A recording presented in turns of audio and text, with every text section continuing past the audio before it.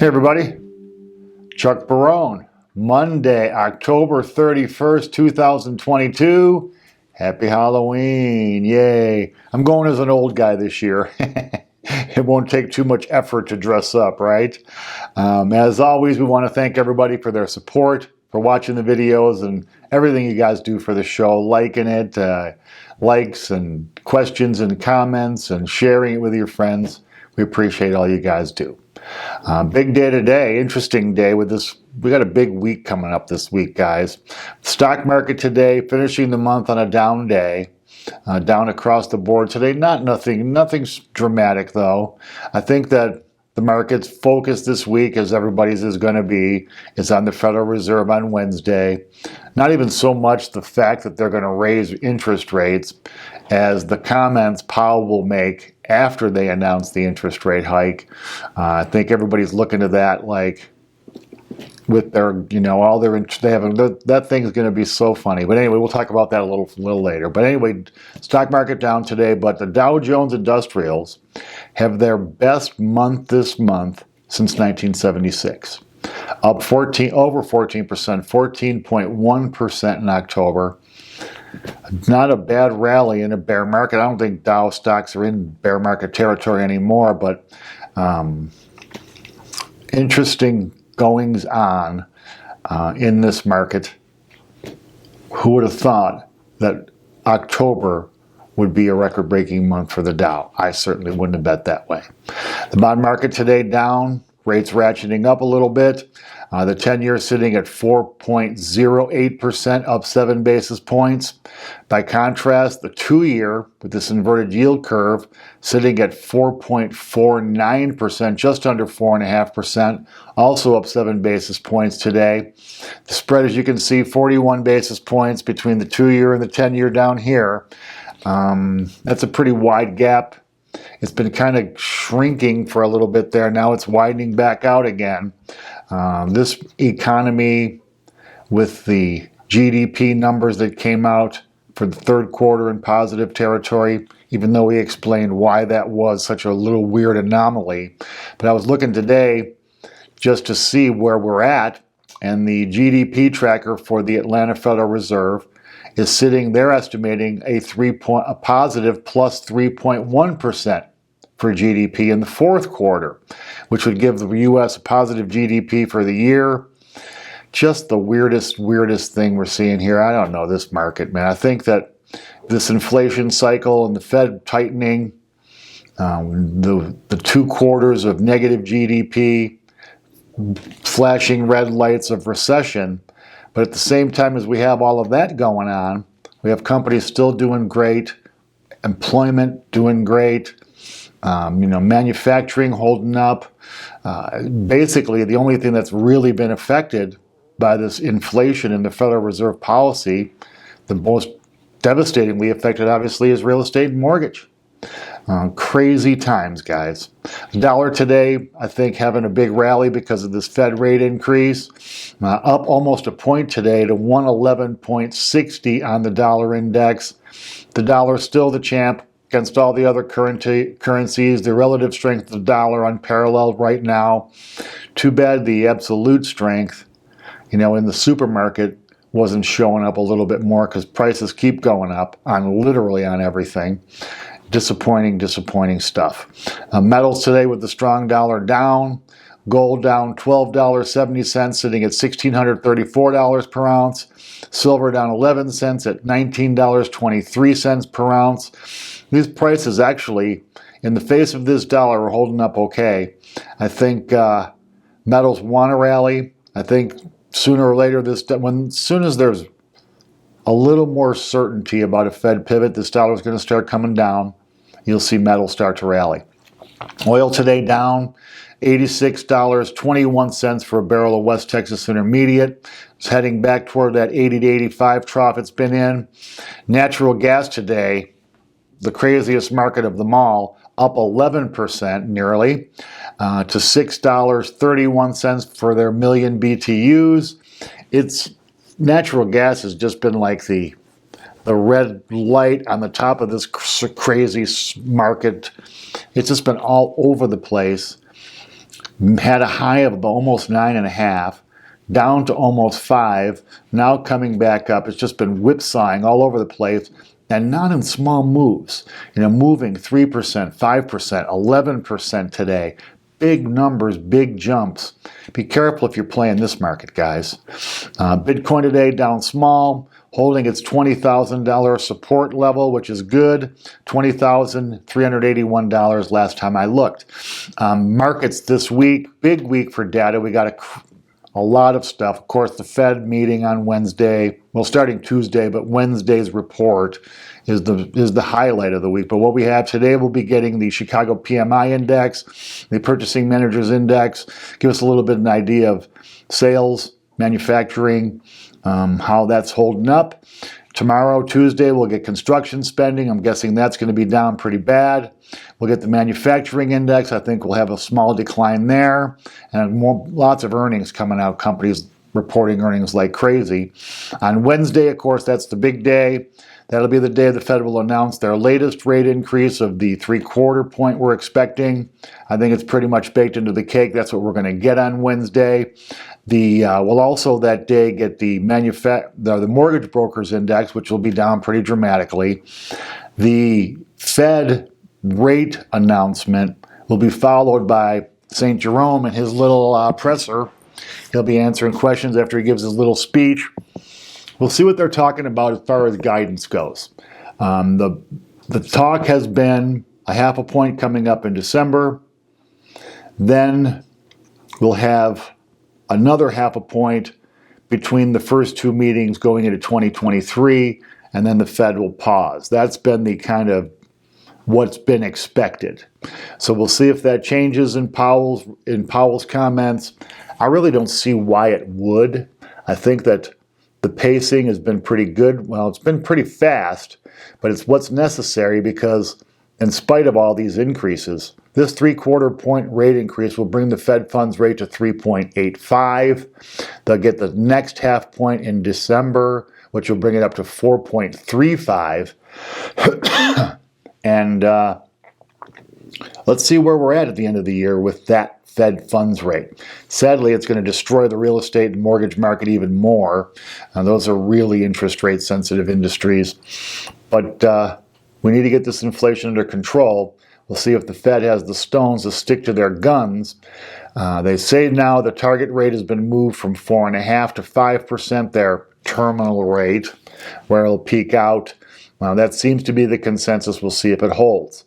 Thursday, big day, we'll get factory orders, which will be interesting. Initial jobless claims, which they're expecting actually to tick up a little bit this month. We'll get the productivity report, which will also tick up. And we'll also get more information on our international trade deficits. And we'll get unit labor costs, which is the one I think the Fed's going to be looking at. Of course, they'll already know by the time we get it, just to see how the cost of labor, it's moving up. We know that. Just to see the pace of it. They're trying to slow it down. We'll see if they're having any success. And on Friday, we'll finish things up with the non-farm payrolls and the unemployment rate report. This will kind of also give us an idea of what may or may not happen in the future with the Fed. As we've been saying on the show, and you guys know, the Fed is looking at employment. It's like they're what they feel is the number one driver of this inflation. We'll see how the employment numbers look like, and that'll give us a little bit better of an idea, I think at least, of how aggressive the Federal Reserve will be in the coming months and quarters with rate increases. Interesting news you guys need to hear about today. Eurozone inflation comes in. They were expecting 10.2%, which is a staggeringly high number, and we're disappointed. The number comes in at 10.7%. A dramatically high number for the Eurozone. This is just telling Euro, get ready guys, if you're listening over there, more rate increases coming from the European Central Bank. They really have no choice. They got to get their Fed funds rate, which has been so super low for so long. They got to get it closer to the rate of inflation. It really ideally will be higher than the rate of inflation, but I don't know how they could handle going from 0 to over 10%. That wouldn't probably work out very well. But there's going to be more rate increases coming in Europe. Know that, guys, and prepare yourselves. U.S. consumer spending stays steady. Actually, by the pace we're on, consumer spending will rise almost 7.5% this year. I think a lot of that is people buying the same stuff they always buy, just paying more for that stuff. And I think that consumer spending goes up. The next report I'll be looking for is consumer debt, to see if the debt went up correspondingly. I got a hunch it might have. Not a lot of people are real rich with cash these days. We've seen record levels of credit card debt getting put on. I think we're going to continue to see that pace keep going.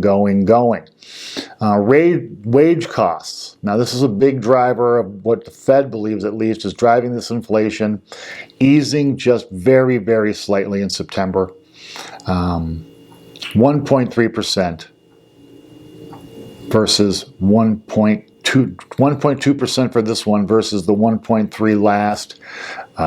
So wages are still going up pretty dramatically, on pace for the highest in a while. Wage costs, not only the wages, but the cost of hiring and training and all the stuff that goes with it. So we'll see if they can bring this down a little bit. I hope they can find a way to solve this inflation without really punishing workers.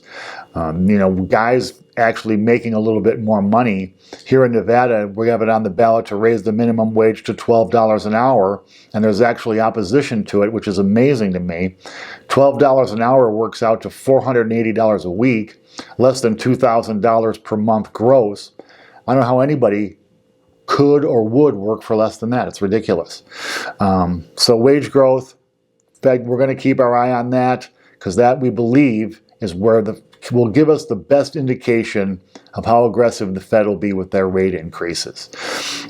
Here in Vegas, just to give you guys an update of what's happening with real estate, the median price now down to $440,000 from its peak of $482 in May. So it's down $42,000, almost 9%.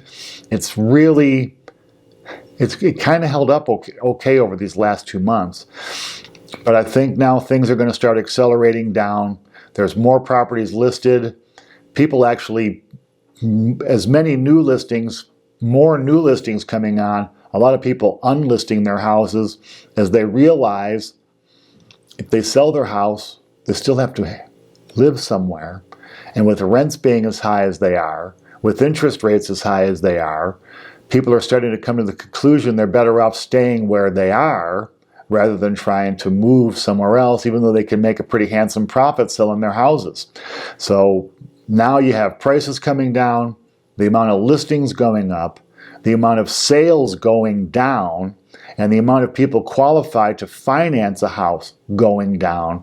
So it's the perfect storm in real estate right now. I'm hoping that by springtime, maybe we can get a little bit better of an idea of where rates are going to land for mortgage long term. Is this something we're going to be dealing with for years? Because if that's the case, and that's the conclusion that's drawn by the industry, prices coming down will really accelerate. If they believe that the Fed is really going to pivot, and that's going to be the big conversation, I'm going to talk about that next. Then I think that prices will kind of hold up a little bit to see, at least for the short term, to see where rates end up. This week is going to be an interesting week, guys, with the Fed coming out on Wednesday.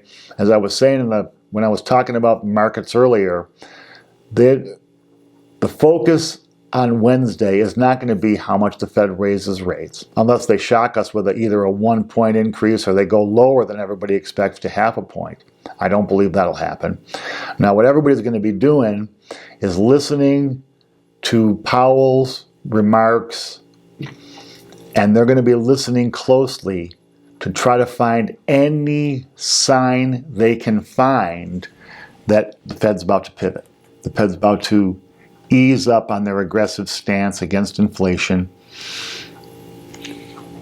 I would say that it's a 50-50 shot here.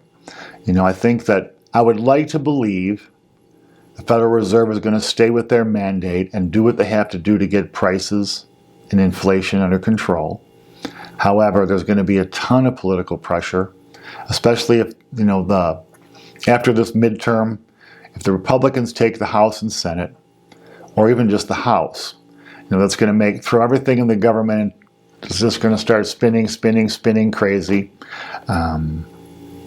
And the Fed is going to be really important because they're going to want to start to get, the focus is going to get back up on the economy, of course. The Republicans are going to want to do something to make the economy better, or at least appear better.